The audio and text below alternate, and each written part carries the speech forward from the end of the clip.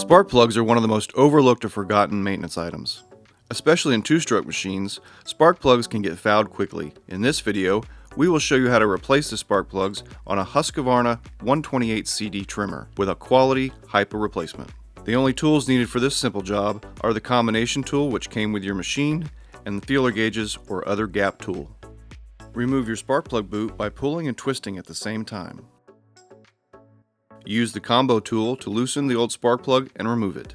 By looking at your old spark plug, you can get a good idea if your machine is burning rich or lean. For more information on this, check out this video. A link will be shown in the corner of your screen, but I will also put a link at the end as well. Gap your new plug to the proper spark gap. On this machine, the manufacturer specifies 24 thousandths of an inch or 0.6 millimeters. Replace your spark plug by starting it by hand and tightening with the combo tool. Do not over tighten. A good way of doing this is to tighten until you just feel tension on the tool